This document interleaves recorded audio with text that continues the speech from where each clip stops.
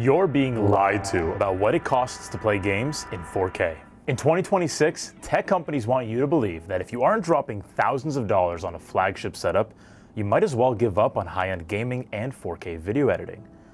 But what if I told you that they're totally wrong? By using the power of AI in modern GPUs and strategically mixing a few high-valued used parts with new ones, I'm building a 4K monster without overspending. Welcome back to the Saving Squad. Today I'm showing you the ultimate price to performance PC build for 2026. Let's get into it. When people usually build a PC, they fall into the trap of buying the absolute latest motherboard platform just to feel future-proof. But paying a premium for brand new, unoptimized chipsets is a massive waste of cash for most creators and gamers. Instead, we're pivoting to the Asus Prime Z790M.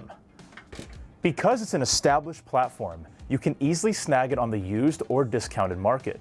This gives us the exact LGA 1700 socket we need for our heavy-hitting Intel CPU, support for incredibly fast DDR5 RAM, and plenty of high-speed storage slots.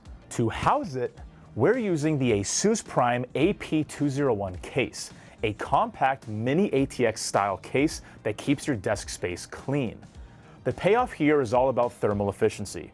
By choosing a high mesh design with strong fan support across the top, bottom, and sides, we can run high-tier, power-hungry components without choking them or overheating the system.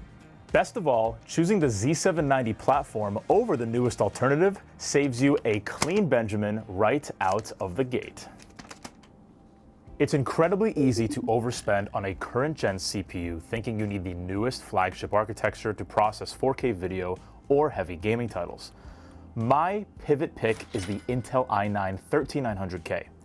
This CPU is a couple of years old now, meaning the used market is flooded with them, yet it still ranks as one of the absolute best productivity and gaming chips that you can buy.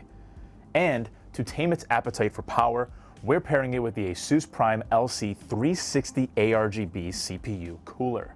This combination gives video editors a massive pool of hyper-fast cores for rendering high-resolution timelines without breaking a sweat. The 360mm triple fans and massive radiator handle the thermal load perfectly, giving you flagship-level performance at a fraction of the cost.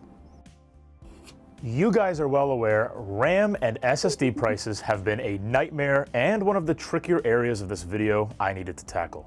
Modern PC architecture is designed to stream heavy assets directly from your high-speed SSD straight into your GPU's VRAM, so it's important not to take too many shortcuts here. I would strongly encourage going for 32 gigabytes of RAM. You'll see boosts in performance for both video editing and gaming, and in the long term, you'll be glad you did. After all, it only seems like the RAM crisis is going to get worse, and I know you'd hate to buy 16 gigabytes now and then 16 gigabytes later at even more money. So for this pick, I went with the Kingston Fury DDR5 32 gigabyte model. It's a great choice for speed to price ratio and can be found for a relatively fair price range of about 200 to 280 used. And because RAM works so closely with the SSD of your computer, we are going with the Samsung 990 EVO Plus at 2 terabytes of storage. The storage is plenty for both gaming and storage alike, and 7,000 megabits per second read speeds are certainly no joke.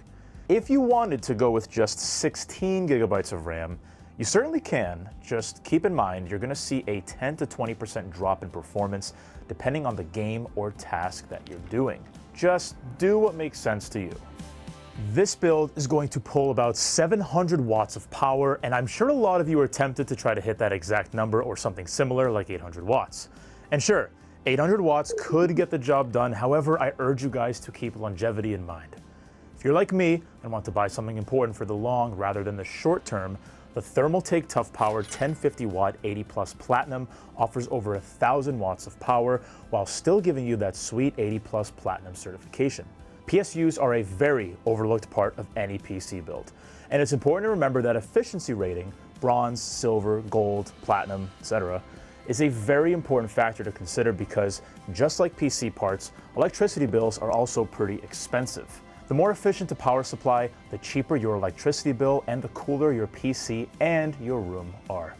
For this particular build, around 700 watts is the expected, But something like this runs about $150 to $200 depending if you buy new or used, and it gives you some nice buffer for upgrading your PC again down the line.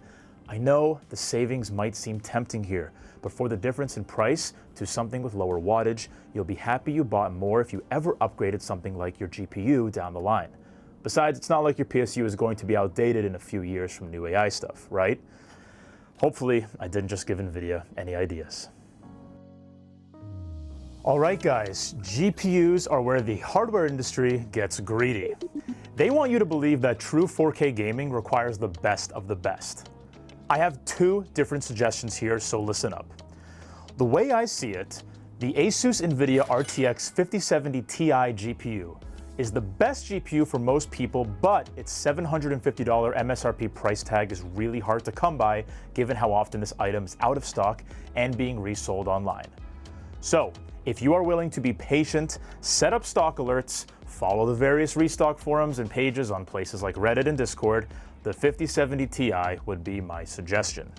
Now, if you're looking for a wonderful GPU that still delivers excellent performance and DLSS support, but can be purchased quite easily, the NVIDIA 5060 Ti with the memory model of 16 gigabytes can be found for about $500 to $650, depending on the brand and the amount of fans that you want.